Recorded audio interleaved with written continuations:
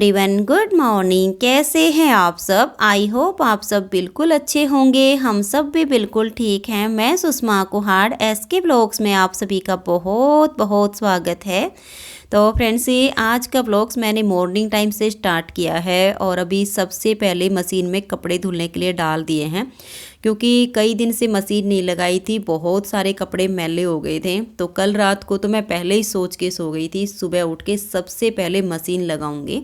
तो मैंने कपड़े धुलने के लिए डाल दिए हैं और आज अभी सुबह की चाय भी नहीं पी है, पहले मशीन ही लगाई है।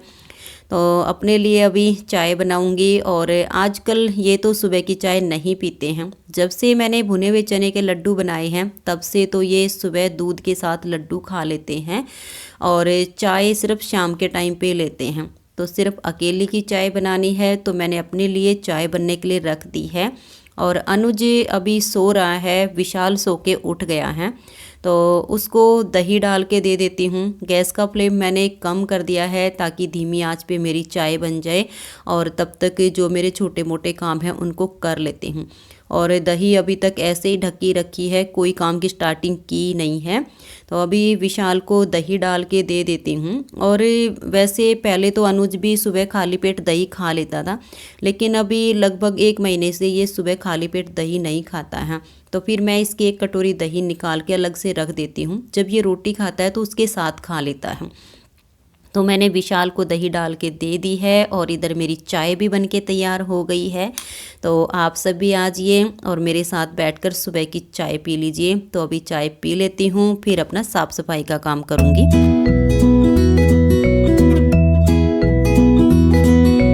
तो चाय पीने के बाद अब मैंने अपना साफ़ सफाई का काम शुरू कर दिया है। और जैसे मशीन लगाई हुई है, कपड़े धुलने वाले हैं, तो बीच में जाके और एक बार वो वाइट वाले सारे कपड़े निकाल के और फिर कलर वाले कपड़े डाल दूँगी।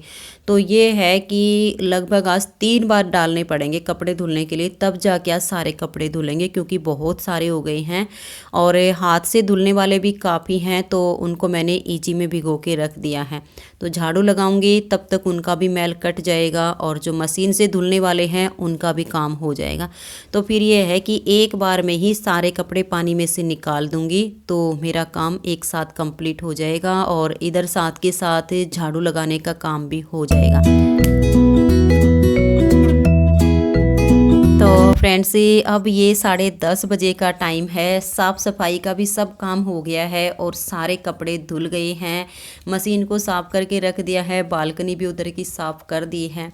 और आज तो सुबह सुबह मेरा सबसे बड़ा काम कंप्लीट हो गया है। तो खुद को भी बहुत अच्छा लग रहा है, ऐसा लग रहा है मानो कि आज तो मैंने कोई गढ़ जीत लिया हूँ। बहुत खुशी हो रही है कि हाँ, टाइम से पहले ये दोनों ही काम मेरे कंप्लीट हो गए हैं।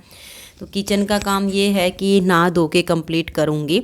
तो सारे कपड़े अभी सुखा देती हूँ। और आज तो कपड़े सुखाने के लिए तार भी कम पड़ गई हैं, उधर वाली तार भी भर गई है और यहाँ भी मैंने डबल तार लगाई हुई है ताकि कपड़े आसानी से सूख जाएं। तो अभी ये है कि अगर सारे कपड़े ऐसे नहीं आएंगे तो कुछ ऊपर नीचे करके डाल दूँगी। और आज तो धूप भी बहुत तेज़ निकली हुई है, हवा भी नहीं चल रही है, तो काफ़ी गर्मी है, तो ऐसे में तो कपड़े जल्दी से सूख जाएंगे। और अभी कपड़े सुखाने के बाद सबसे पहले तो बथुआ मैंने धो के रखा हुआ है, उसको काट के बॉईल करने के लिए रखूँगी। और कद्दू की सब्ज़ी बनाऊंगी। इसकी रेसिपी मैंने पहले शेयर की हुई है, आज नहीं करूँगी। तो उसकी सब्ज़ी बनने के लिए रख दूँगी। फिर मैं नहाने के लिए जाऊँगी, तब तक फिर बथुआ जो बॉईल होगा वो ठंडा भी हो जाएगा। उसका रायता बनाना है मुझे। तो फ्रेंड्स, किचन में आने के बाद सबसे पहले मैंने जो बथुआ धो के रखा हुआ था उसको काट के और बॉईल करने के लिए रख दिया है। इसमें मैं 2 सीटी लगवाऊंगी।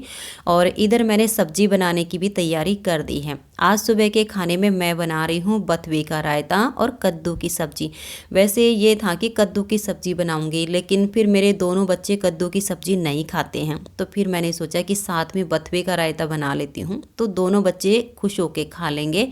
और अभी कुकर में 2 सीटी आएंगी, तब तक इधर मैं सब्ज़ी बना देती हूँ।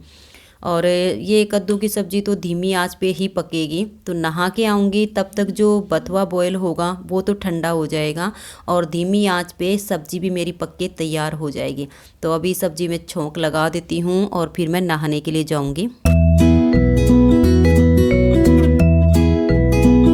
तो अभी नहा के आई हूँ और वैसे तो आज किचन के सारे काम ऐसे ही पड़े हुए हैं, लेकिन अभी सब्ज़ी बनने के लिए रख के गई थी तो सब्ज़ी भी तैयार हो गई है। गैस का फ्लेम मैंने बंद कर दिया है। बथुआ बॉयल करके रख के गई थी तो बथुआ ठंडा हो गया, उसको मैंने निचोड़ के रख लिया है। और रायता बनाने के लिए लहसुन छील लिया है और कुंडी सोटा सब तैयार करके रख लिया है। और दही को भिगोने से पहले ही मैंने परात में आटा डाल के रख दिया और एक गुनगुना पानी करके रख लिया है, ताकि जब मेरे मक्खन के चिकने हाथ हों तो उन्हीं हाथों से मैं साथ के साथ आटा लगा लूँ। तो इसी वजह से मैं सारी चीज़ों की तैयारी पहले से ही करके रख लेती हूँ ताकि मेरे काम जल्दी से कंप्लीट हो जाएं। तो इधर मैंने दही को भिगो दिया है और मक्खन निकाल रही हूँ। और एक बड़ा टिप्पन है वो मैंने भर के रायते में डालने के लिए दही अलग से निकाल दी है ताकि रायता थोड़ा सा अच्छा सा बन जाए, और बाकी की उसमें मैं लस्सी डालूँगी। तो इस वजह से अभी थोड़ी सी ये दही बची हुई है, इसको भिगो के और इसमें से मक्खन निकाल रही हूँ, क्योंकि मेरे दोनों बच्चों को मक्खन के साथ रोटी खाना बहुत पसंद है। तो अभी मक्खन निकाल लेती हूँ, फिर आटा लगाऊंगी।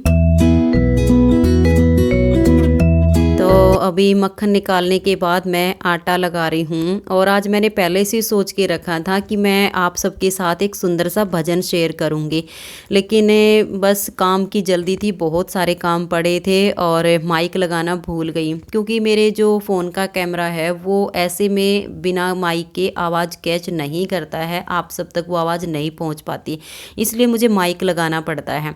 और मैं माइक लगाना भूल गई और जब आटा लगाने लग गई तो फिर माइंड में आया कि ओह, मैंने तो माइक लगाया ही नहीं और मुझे आज आप सबके साथ एक भजन शेयर करना था। लेकिन चलो कोई बात नहीं, नेक्स्ट वीडियो में आप सबके साथ ज़रूर शेयर करूँगी। तो अभी आटा लगा देती हूँ और बर्तन भी काफ़ी सारे पड़े हैं, लेकिन ये है कि आटा लगा के पहले रायता बनाऊँगी और फिर सारे बर्तन साफ़ करूँगी। तो अभी आटा लगाने के बाद मैं रायता बनाने लग गई हूँ और मैं कुंडे में ही कूट लेती हूँ, क्योंकि लहसुन को भी कूटना होता है। और मिर्च मैं नहीं डालूँगी क्योंकि सब्जी बन गई है मिर्च वाली तो, और अनुज को मिर्च खानी नहीं है, तो रायता बिना मिर्च वाला ही बनाऊँगी। और वैसे बथुए का रायता खाने में बहुत यम्मी लगता है और इसकी रेसिपी भी मैंने पहले आप सबके साथ शेयर की हुई है।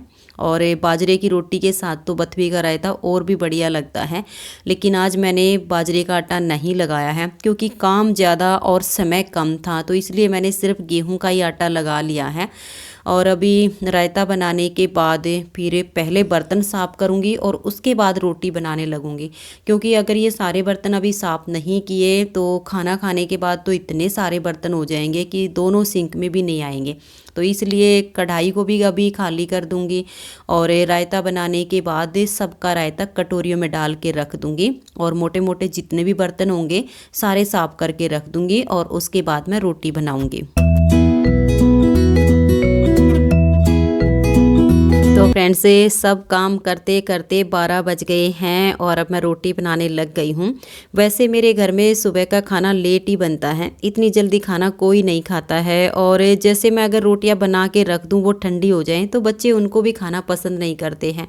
तो फिर मैं भी ये सोचती हूँ कि कहीं बाहर तो जाना नहीं है, घर में ही रहना है, तो रोटी तो गरम गरम बना के खिला ही सकती हूँ।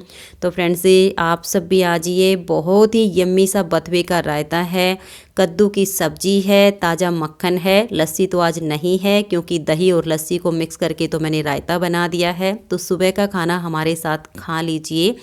और वैसे हमारा तो ये सुबह का ही खाना है, लेकिन कुछ घरों में तो इस टाइम पे लंच की तैयारी हो जाती है क्योंकि उनका ब्रेकफास्ट जल्दी हो जाता है और हम तो इस टाइम पे सुबह का ही खाना खाते हैं। गर्मी हो या सर्दी हो, मेरे घर में 2 टाइम ही खाना बनता है। जब गर्मियों के दिन ज़्यादा बड़े बड़े हो जाते हैं, रोटी तो तब भी दिन में नहीं बनती हैं। कभी कभी बच्चों को अगर 4 बजे 4:30 बजे भूख लग जाती है तो कभी कभी वो रोटी खाते हैं, रोटी तो तब भी नहीं खाते, तब भी परोंठे वगैरह बनवा लेते हैं या नमकीन चावल बनवा लेते हैं, नहीं तो बाकी का कुछ और ही अलग से बना के देना होता है। लेकिन 3 टाइम का खाना मेरे घर में नहीं बनता है। तो अभी सबको खाना बना के खिला देती हूँ। तो फ्रेंड्स, सब काम से फ्री होने के बाद अब मैं गेहूं धोने लग गई हूं। और वैसे तो किचन के काम से फ्री होने के बाद एक बार मैं नीटिंग करने के लिए बैठ गई थी, लेकिन फिर ध्यान में आया कि 1 वीक का आटा बचा हुआ है तो गेहूं धो के सुखा देती हूँ। 5 से 6 दिन का टाइम तो आराम से लगेगा अच्छे से गेहूं सूखने में। और वैसे तो 2 दिन से बहुत तेज़ धूप निकलनी शुरू हो गई है, ऐसी धूप निकलती रही तो 4 दिन में सूख जाएंगे। लेकिन मौसम का कुछ पता नहीं होता है कि कब कैसा मौसम हो जाए, तो मैंने सोचा कि नीटिंग का काम मैं बाद में करूँगी, पहले गेहूं धो देती हूँ।